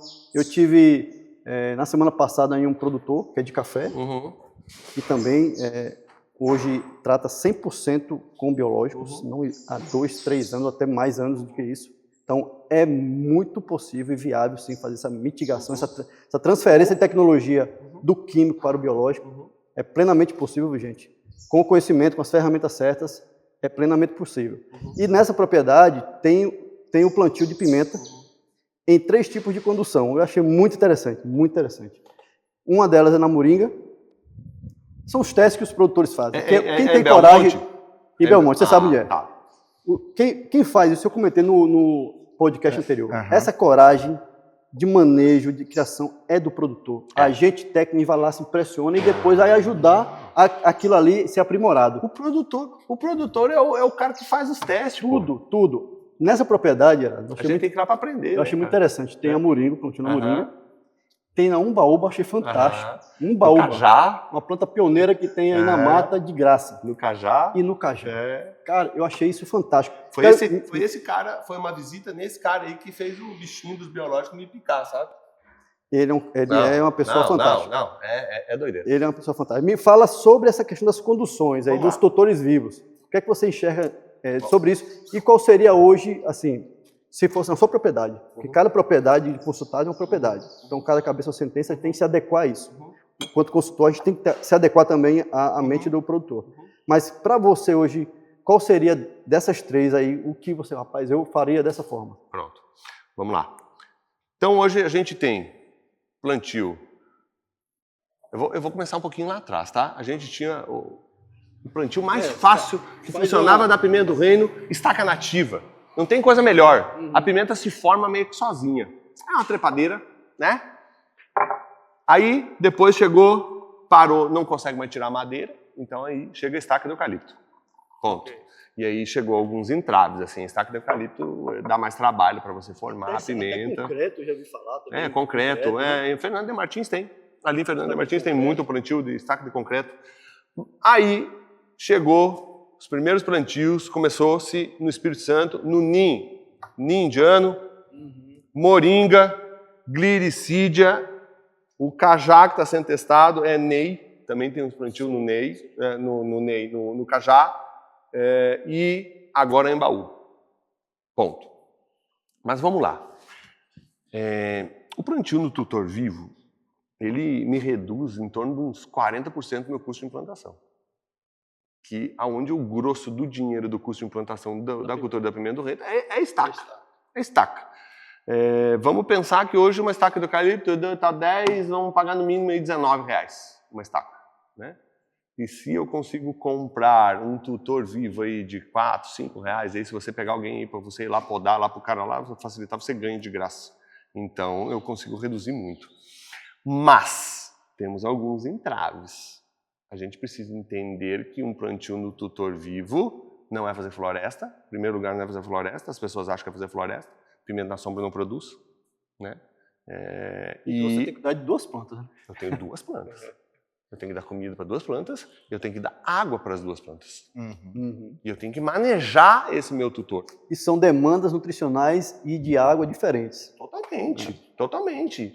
E tem muita gente que se perde nisso. Vou contar uma história rápida. Eu tenho um cliente meu, são 18 mil plantas na moringa. Quando ele me contratou, ele estava com uma data marcada para arrancar a pimenta. Você precisa ver, umas plantas de 3,5 metros de altura. Só que não produzia, só produzia lá em cima. Mas também era uma floresta, né? Você não se queimava de ficar lá no meio da roça lá. Digo, a gente precisa podar. Ah, mas e a sombra? Esquece sombra. Sombra e água fresca ninguém trabalha. Olhe lá nas férias, né? Cara, a sombra e água fresca na férias. Não, me bota lá na beira da praia, debaixo de um guarda-sol, um petiscozinho, coisa e tal. Eu não vou querer trabalhar, mas eu tô achando que você veio para o Espírito Santo para isso, você acabou tendo que trabalhar, hein? Errei. Um suco de cevada, acabou. Eu não vou trabalhar. Agora, você me bota lá no meio disso aqui, que não tem uma árvore, para fazer uma cerca. Eu vou tentar fazer o mais rápido possível para mim sair daquilo ali. Ponto. Então, a pimenta na sombra ela não produz. E aí eu comecei a fazer o manejo. A gente começou a fazer o manejo e leva um tempo. A gente levou quase 6 meses. Né? Manejo de poda constante e as pessoas perdem a mão nisso. Perde a mão porque não dá conta, um plantio grande. E adubação. né? Fomos mais rígidos com adubação, coisa e tal. Hoje ele está encantado com a área dele, vai ter uma produção espetacular e um equipamento para fazer poda. Manualmente a gente não dá conta, né? A gente pega a recepadeira de café arábica e adapta ela para podar o tutor vivo. Mas vamos lá, temos esses plantios. E você fez uma pergunta muito importante assim para mim, assim. O que você faria? Eu tenho uma área que eu vou fazer o plantio agora em 2026 e vou plantar tudo na Gliricídia. Erasmo, hoje eu não planto mais num tutor de eucalipto ou num tutor morto. Sim. Eu não planto mais. Sim. Porque o meu custo reduz muito, e o mais... A ambiência é diferente, né? É outra coisa. Eu tive participando de um evento agora no Espírito Santo e eu fiz uma conexão muito importante com o professor Marcelo. Ele é um professor de fitopatologia e eu estou hoje com mais de 50 resultados de análise metagenômica e a gente ainda está patinando na leitura e interpretação desses dados. Uma análise metagenômica, para quem não sabe, é uma análise que você analisa toda a biota do solo. Parte viva, né? Então, e o professor também está nessa mesma, professor de fitopatologia, e a gente se juntou e ele apresentou uns dados que eu achei extremamente importante, que áreas nos tutores de moringa têm uma vida microbiológica melhor. E eu já tinha notado isso, que a gente tem uma incidência difusário menor. Então, a gente tem muita coisa a aprender. Só que as pessoas se perdem muito no tutor vivo justamente por questão de manejo. Vou dar o exemplo de outro cliente meu também que eu tinha. Poxa, ele tem uma pimenta, uma ladeira plantada na estaca de eucalipto e tinha uma pimenta no tutor de Gliricídia. Pimenta linda e maravilhosa, mas não tinha um cacho. A gente não vai produzir. E aí eles foram meio resilientes, mas eu tranco o pé com os meus clientes. Você vai ter que fazer isso aqui. Se um dia não der certo, você pega, depois você vai se pegar e me dizer, você vai me cobrar. Você acha que não deu certo. Porque a gente não vende folha, né? Não, eu não vendo folha. Você vê umas folhanas bonitas assim. Para jardim é bacana. É linda. E aí a gente começou a manejar e poda. Hoje a gente não deixa mais o tutor, né, crescer. Poxa, a pimenta começou a produzir. Então, eu sempre digo, né, o tutor vivo, eu preciso deixar ele como tutor, não é uma árvore. Não é uma árvore, entendi. Mas é uma coisa muito viável. E hoje tem grandes plantios. Eu tenho um cliente meu em Linhares, a gente está tocando 60 hectares na moringa. 60 hectares de pimenta na moringa, não é brincadeira não. Agora, o Erasmo, para quem vai assistir o episódio, para entender, né, que não conhece, igual eu também falei que você tem o projeto Plantar Pimenta, depois eu vou te levar até na área ali, mas para quem também está assistindo entender, você trocar o tutor, né, pessoal, que é a base ali, a estaca do morto pro vivo, muda espaçamento? Não. Segue o mesmo? Eu sigo o mesmo espaçamento. Mesmo espaçamento. Porque, pegando pela lógica, que eu simplesmente vou ter como uma estaca. Estaca. Eu vou ter uma apoio estaca. para pimenta Exato, é o tutor. É isso aí. Não é porque ele é vivo que eu tenho que estar mudando o espaçamento. Eu não vou fazer floresta. É o que eu ia te falar agora, Exato. o que você falou anteriormente, que você não ia fazer floresta. E qual o melhor espaçamento? O que você indica hoje? Vamos lá, áreas de ladeira. Área de ladeira que eu não vou mecanizar. Tá? Que eu não vou mecanizar, eu posso deixar uma rua de 2 e fazer 2 por 1,70. Ponto. Não vou passar máquina. Áreas onde eu vou mecanizar 3,30 por 1,70. São os dois espaçamentos que eu utilizo. Por que 3,30? Quando você planta até o 3º ano, você vai dizer assim, esse cara é maluco. Fez eu fazer uma rua desse tamanho assim. O pé inicialmente vai ficar estreitinho. Agora, a partir de 4 anos, você não anda mais com máquina dentro. Aí você vai passar com a carroça, vai passar com um trator desse aqui, e aí você começa a arrancar pé de pimenta, enroscar, ferir, um monte, sério problema. Então, esses são os dois espaçamentos ideais. E o café, ele é bem mais robusto, vamos dizer, do que a pimenta, né? O café aguenta um trator passar ali, bater nos galhos, a pimenta não, né? Bateu, vai pro chão. Mas agora, né? no momento desses café fechado, aí você bota um trator, dá pena, porque vai arrancando um monte de coisa. Numa adensada... Você veja bem, a minha área hoje vai fazer 10 anos, né? A minha área, e assim, Pô, a carroça tem que ser uma carrocinha assim para você poder andar, senão você não consegue andar dentro da roça. Você vai arrancando planta e derrubando. E espaçamento, isso serve para qualquer cultura. Não tem como mudar. Um projeto errado não tem como mudar. Não tem como mudar. Implantou, já era. Já era. Já era. Eu sempre falo para os meus clientes, eu pego meus clientes assim, digo, ó, o momento da gente fritar a cabeça e discutir e gastar energia é quando estamos no papel. Exatamente. Depois que sair do papel, depois que foi não pro tem campo, mais, não tem mais. Não tem volta. Planejamento, a estratégia do projeto a ser implantado isso é extremamente importante e poucos produtores eles destinam esse tempo para poder fazer isso mesmo, sentar e planejar.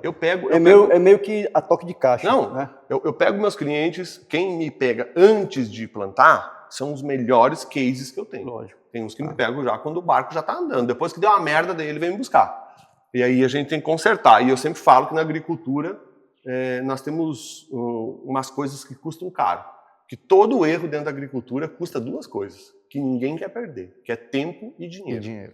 Ninguém quer perder tempo e dinheiro. E todo erro dentro da agricultura ele custa isso. Ponto. Mas a gente tem que fazer aquela frase que você falou mais cedo, que no agro... No agro a gente tem que trocar o pneu do carro andando. É isso aí. É mais ou menos isso. Porque quando eu pego casos assim que já aconteceu um problema, a gente tem que trocar a roda do carro com o carro rodando. Não tem jeito. Você vai mandar o cara arrancar o plantio todo? Não tem como. Entendeu? Não tem como. Aí é a hora que o investimento... Justo. E é a hora que o cara se desespera, sabe? Mas, voltando, te cortando só para finalizar, mas tem como readaptar, não vai arrancar a lavoura ali, mas a pessoa vai lá, só para o pessoal saber, a pessoa te procura, já plantou pimenta. Não, a gente conserta. Vai consertando. Eu tenho muitos cases de sucesso da gente pegar um negócio todo caído e a gente conserta, né? Leva um tempo, mas a gente consegue consertar. Só que um dos problemas, eu não sei se era isso que vocês queriam abordar, mas ele é muito importante, a questão da pimenta do reino, assim, você que também está pensando em plantar pimenta do reino, a longevidade do plantio. Isso é a coisa mais importante que existe dentro da cultura da pimenta do reino. Você faça a conta hoje, acredito eu, que para implantar 1 hectare de café é em torno de uns 60 mil? Por aí, né? Por aí. Nós estamos falando em 100 mil de pimenta do reino. Na condução para um ano, exatamente. O pimenta do reino eu estou falando em 100 mil. É isso aí. Né? 40 mil a mais. Se nós falar em 10 hectares, nós estamos falando em 1 milhão. Um pila. E só Deus sabe quando que isso vai voltar para o seu bolso, né? Se vai voltar.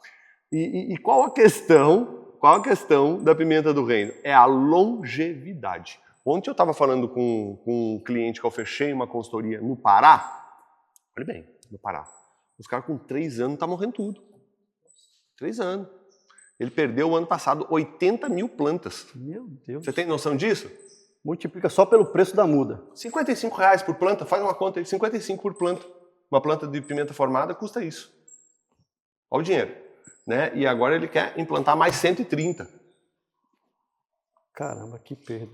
Mas é melhor descobrir por que morreu, né? Antes de plantar. Não, justamente. Manejo errado. Geralmente é o problema de fusário. Só que o fusário, vamos entrar não sei se era isso que você queria tocar, mas nós vamos entrar. Quer saber tudo. O fusário, 90% do fusário somos nós que causamos.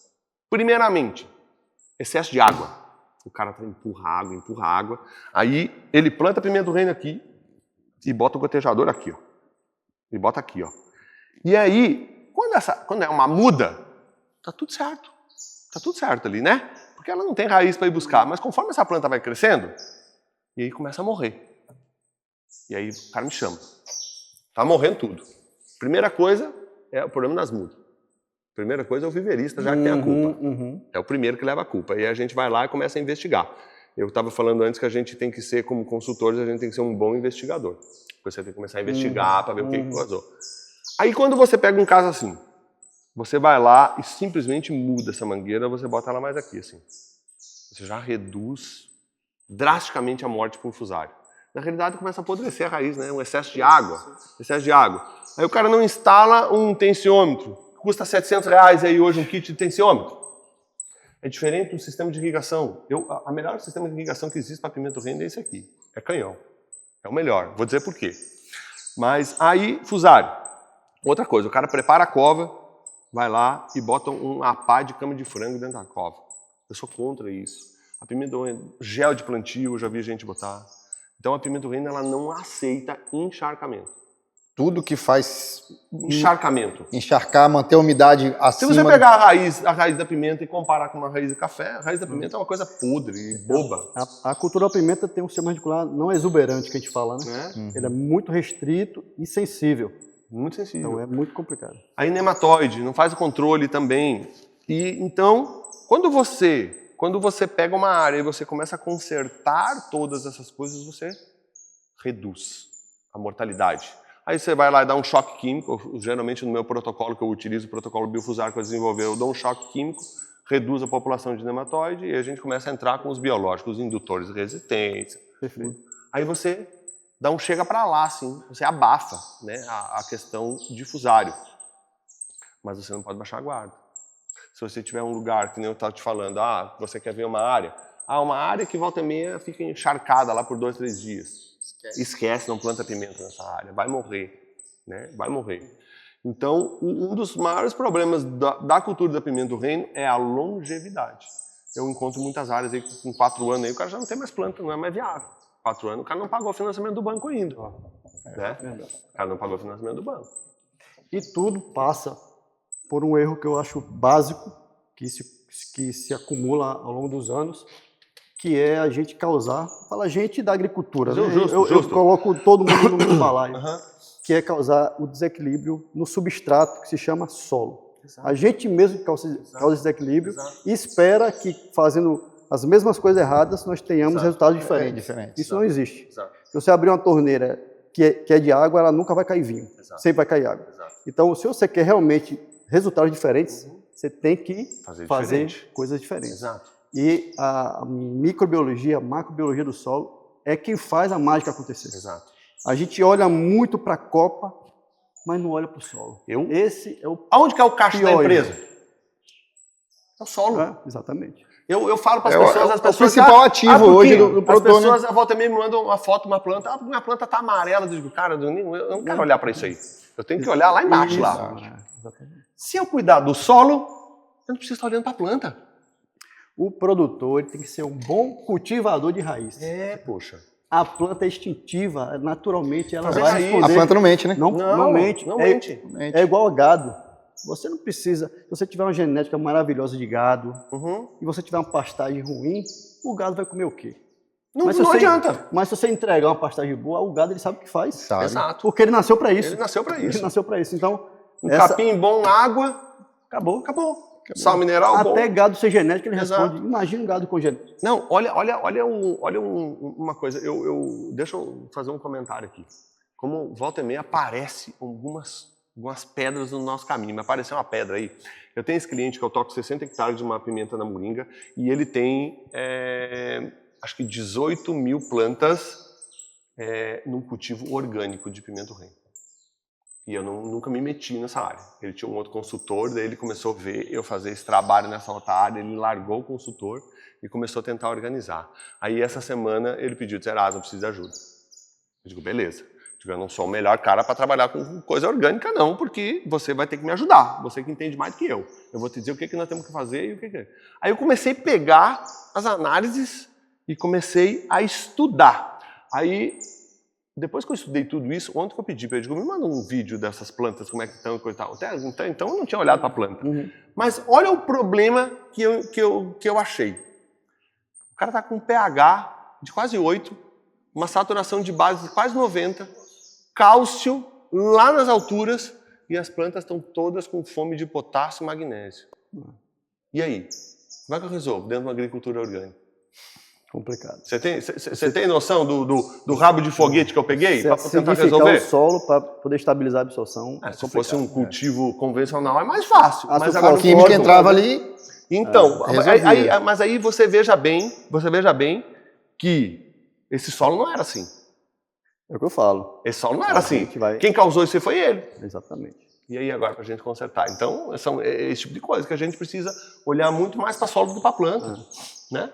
Não, o que eu às vezes fico assim impressionado, Erasmo, é que Nós, né, viemos da área comercial, você não está mais hoje, mas eu continuo com a minha empresa na área comercial. Mas eu tô, porque eu me vendo todos os dias, né? Todos nós somos vendedores.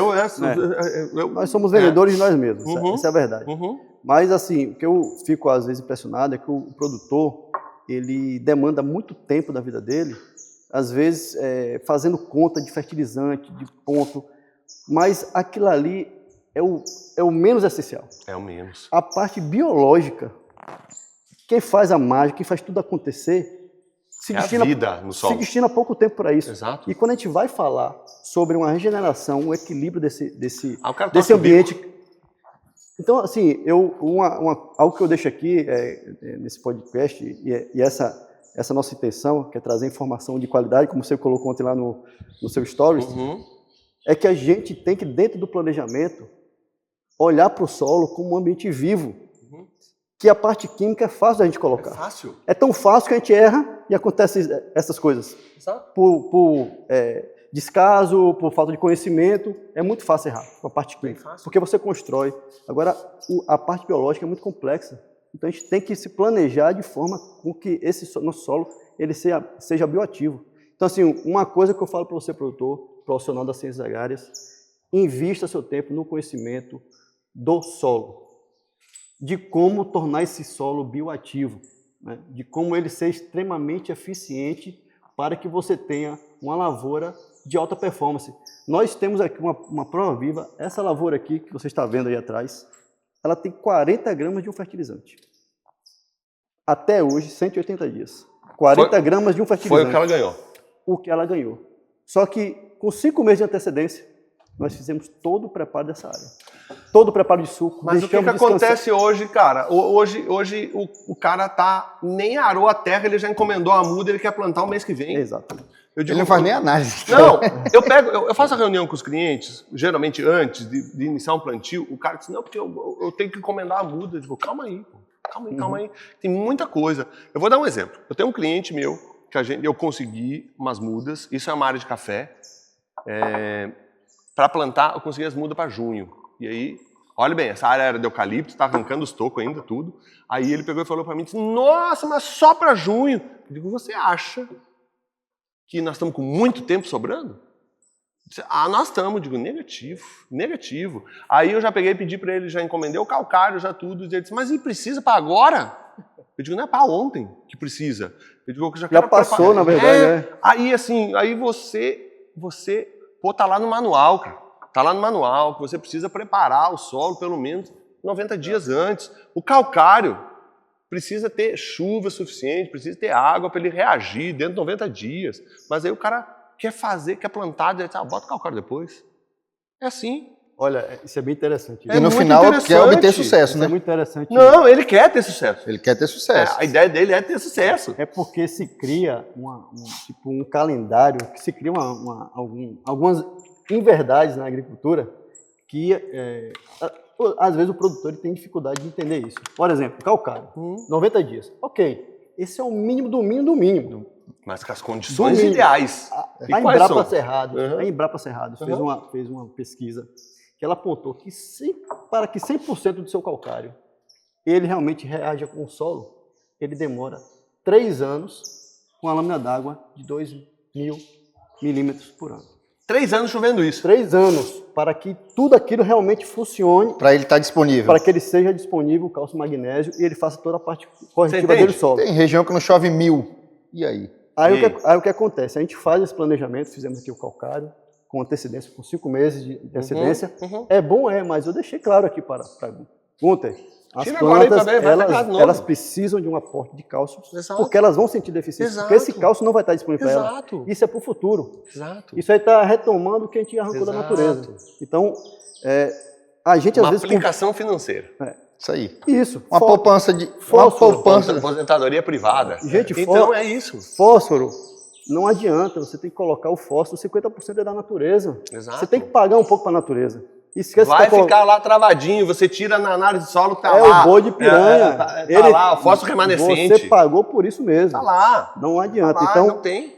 essas questões que rodam aí ainda na agricultura, que a gente começa a levantar e pontuar, isso acaba provocando, porque acaba que se torna uma verdade, essas questões. E é o nosso papel. É o nosso papel. Passar realmente a informação com conhecimento técnico. A verdade. A verdade. Mas a gente não pode ficar contando história bonita, cara. E Tem um monte de deixar gente claro- contando história bonita aí. Não, e outra coisa, deixar claro para o produtor, né? Uhum. Porque a conta no final da linha, a conta é do produtor. Exato. Ele que tem que fazer Quem essa paga conta. a conta é ele.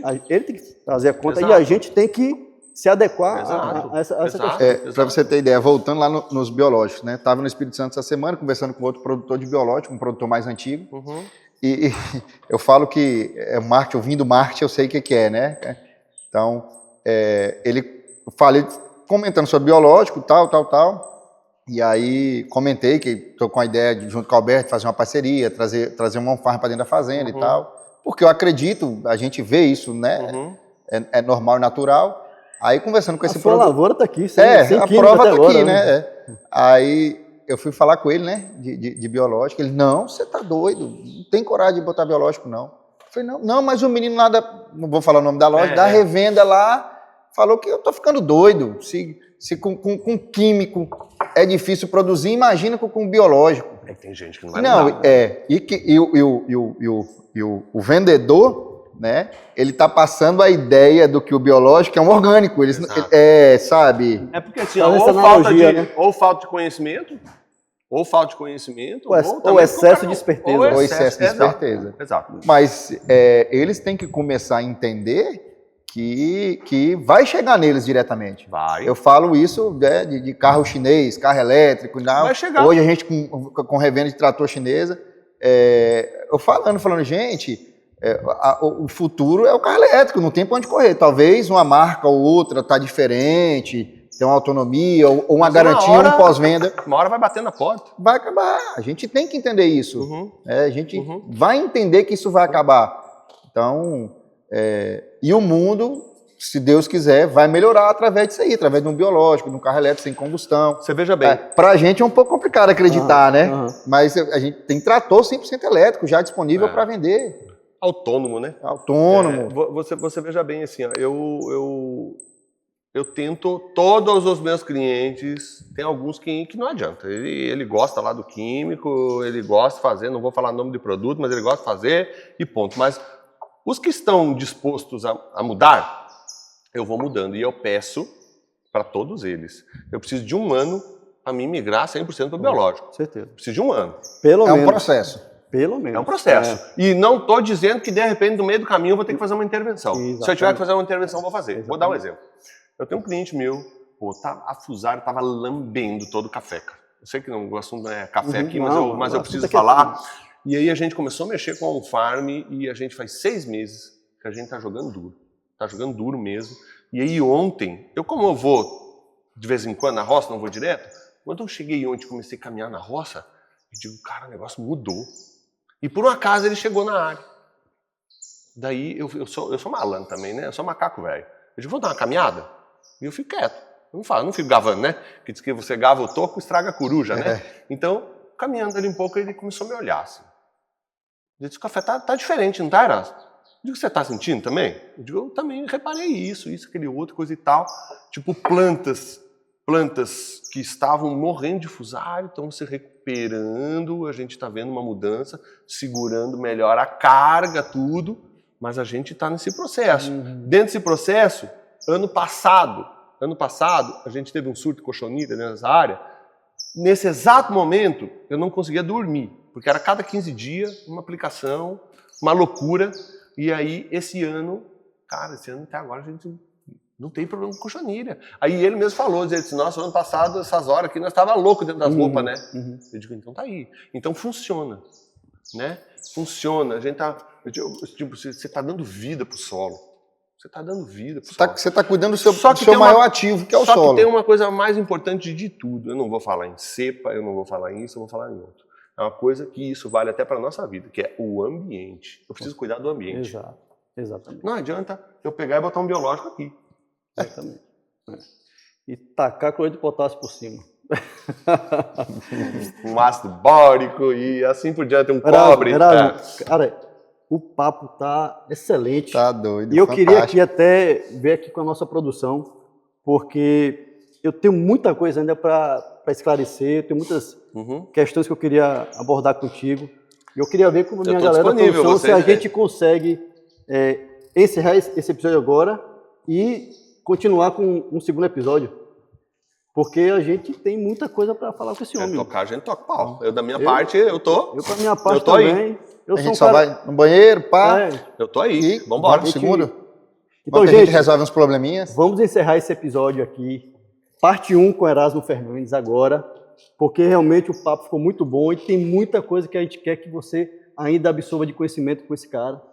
Ainda vou falar sobre essas questões digitais que você entrou. Ainda nem falamos nada como isso disso, aconteceu. Né? Então é muito assunto. Então, estamos encerrando aqui esse episódio com Erasmo Fernandes, parte 1, mas logo em seguida nós iniciaremos a parte 2, que também vai ficar muito legal. Contamos com a presença de todos vocês. Vamos lá.